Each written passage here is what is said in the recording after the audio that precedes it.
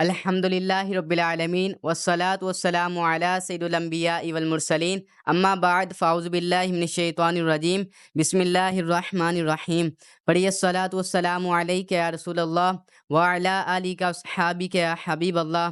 آج ہم حضور علیہ الصلاۃ والسلام کے لقب امی کے بارے میں گفتگو کریں گے۔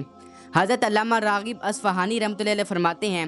کہ امی اس شخص کو کہتے ہیں جو نہ لکھتے ہیں اور نہ کتاب سے پڑھتے ہیں، اور ایک قول کے مطابق حضور علیہ الصلوۃ والسلام کو امی اس لیے کہتے ہیں کہ آپ نہ لکھتے تھے نہ دے کے پڑھتے تھے، اور آپ کو ام القریٰ یعنی مکہ میں رہنے کی وجہ سے امی کہا جاتا تھا، اور آپ کی یہ فضیلت تھی کہ آپ حفظ کرنے سے مستغنی تھے اور آپ کو اللہ تعالیٰ کی ضمانت پر اعتماد تھا، اور حضور علیہ الصلوۃ والسلام کی طرف ہر وہ لفظ جس میں عشق، پیار اور محبت والا معنی ہو وہ منسوب کرنا چاہیے، اور جو لفظ گندا ہو وہ تو استعمال کر ہی نہیں سکتے، اور علماء فرماتے ہیں کہ وہ لفظ جس کا ایک زاویہ بھی غلط ہو وہ بھی حضور کی طرف منسوب نہیں کر سکتے۔ اور حضور علیہ الصلوۃ والسلام کے صفاتی ناموں میں سے ایک امی بھی نام ہے۔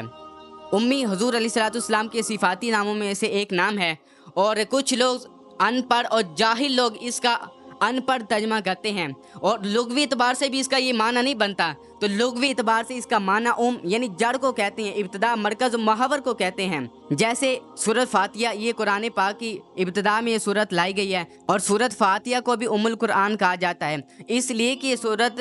ابتدا میں قرآن پاک کی لائی گئی ہے، اور اس سے قرآن پاک کی ابتدا ہوتی ہے، اس لیے اس کو ام القرآن کہا جاتا ہے۔ اور مکہ مکرمہ کو ام القریٰ اس لیے کہا جاتا ہے کہ سب سے پہلے جو شہر آباد ہوا وہ مکہ مکرمہ تھا، اس لیے اس کو ام القریٰ بھی کہا جاتا ہے۔ اور امی یہ لفظ اس لیے استعمال ہوتا ہے کہ اس سے یہ بچوں کا سلسلہ جاری ہوتا ہے، یعنی ابتدا کو امی کہا جاتا ہے۔ تو اعلیٰ حضرت فرماتے ہیں کہ بے پڑھے اس کا معنی یہ ہے کہ وہ دنیا میں کسی سے نہ پڑھے ہوں، یعنی نہ ماں باپ سے، نہ استاد سے، نہ ٹیچر سے، کسی سے بھی نہ پڑھے، اس کو بے پڑھا کہا جاتا ہے۔ تو اگر حضور علیہ الصلوۃ والسلام کسی سے نہیں پڑھے تو کس سے پڑھے ہیں؟ تو اللہ تعالیٰ فرماتا ہے الرحمن علم القرآن، رحمان وہ ہے جس نے قرآن کا علم سکھایا۔ کس کو سکھایا؟ اپنے محبوب صلی اللہ تعالیٰ علیہ وسلم کو قرآن کا علم سکھایا۔ تو اللہ پاک کی ذات استاد ہے اور حضور علیہ الصلوۃ والسلام کی ذات شاگرد ہے۔ اور حضور کو امی اس لیے بھی کہا جاتا ہے کہ حضور دنیا میں کسی بشر سے نہیں پڑھے بلکہ ڈائریکٹ اللہ تعالیٰ سے پڑھے ہیں، اس لیے آپ کو امی کہا جاتا ہے۔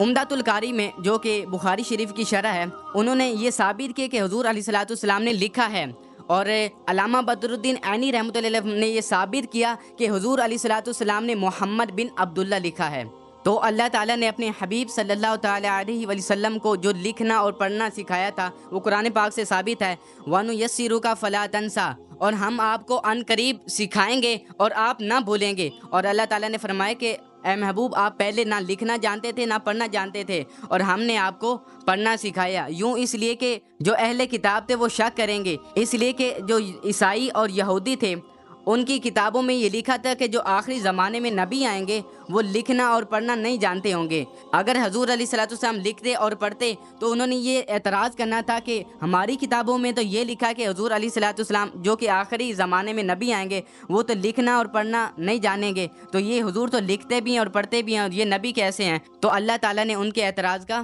جواب دیا ہے۔ تو آج ہم نے اس ویڈیو میں امی لقب کے بارے میں کچھ گفتگو کی ہے۔ اللہ تعالیٰ ہمیں صحیح سمجھنے کی توفیق عطا فرمائے۔ جزاکم اللہ خیرہ۔